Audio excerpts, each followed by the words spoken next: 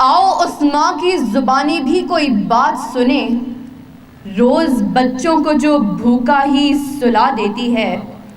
اپنی عزت کے بھروسے تھی جو مضبوط کھڑی، آخر ایک روز وہ سر اپنا جھکا دیتی ہے۔ اس کے دامن پہ لگے داغ یہی کہتے ہیں، بھوک تہذیب کے آداب مٹا دیتی ہے۔ صدر علی وقار، سردیوں کی ٹھٹھرتی ہوئی رات، منہ لپیٹے ایک مجبور ماں اپنے نومولود بچے کو ایدھی سینٹر کے باہر پڑے جھولے میں ڈال جاتی ہے۔ اس سے پوچھا گیا، کیا تجھے تیری ممتا ستائے گی نہیں؟ اس بچے کی سسکیاں تجھے رلائیں گی نہیں؟ اس کی چیخیں تیرے کانوں سے ٹکرائیں گی نہیں؟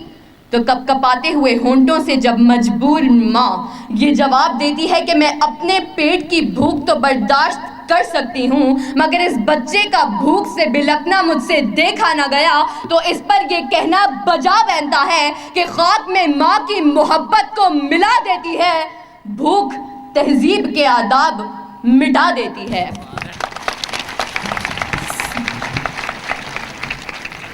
صدر علی وقار، آج اس معزز اور باوقار ایوان میں قائد ایوان نے جو قرارداد پیش کی کہ ہم معاشی نہیں اخلاقی بدحالی کا شکار ہیں، میں اس کی بھرپور مخالفت کرتی ہوں، کیونکہ جس اخلاقی بدحالی کا رونا وہ رو کر گئے، وہ اخلاقیات تو خود معاشیات کی محتاج ہیں۔ قریب ہے کہ مفلسی تمہیں کفر تک لے جائے، اخلاقیات معاشیات کی محتاج ہیں۔ آئیے دلائل سے بات کرتے ہیں۔ روٹی کے چند ٹکڑوں اور قابل گزارا دودھ کی قلت سے تھرپارکر میں دم توڑنے والے مجبور بچوں کا اصل مسئلہ اخلاقیات نہیں معاشیات ہے۔ اسی شہر لاہور میں غربت سے تنگ آ کر بشرا نامی خاتون اپنے 2 معصوم بچوں کے ساتھ چلتی ہوئی ٹرین سے ٹکرا جائے تو اس کا اصل مسئلہ اخلاقیات نہیں معاشیات ہے۔ زرد چہرہ، آنکھیں اندر کو دھسی ہوئی اور بڑھاپے کی وجہ سے پورے جسم پر جھریاں لیے، نشتر اسپتال ملتان کے باہر فقط 2 کلو آٹے کے عوض خون بیچنے والے بوڑھے کا اصل مسئلہ اخلاقیات نہیں معاشیات ہے۔ چہرہ بتا رہا تھا کہ مارا ہے بھوک نے، اور لوگ کہہ رہے تھے کہ کچھ کھا کے مر گیا۔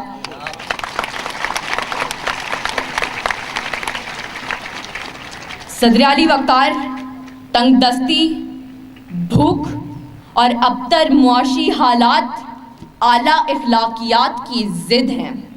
پہلے آپ تو تب ہوتا ہے کہ جب پیٹ کی بھوک اور غم روزگار نہ ہو۔ 2 + 2 4 روٹیوں کی بجائے 2 + 2 4 تو تب ہوتے ہیں کہ جب پیٹ کی بھوک اور غم روزگار نہ ہو۔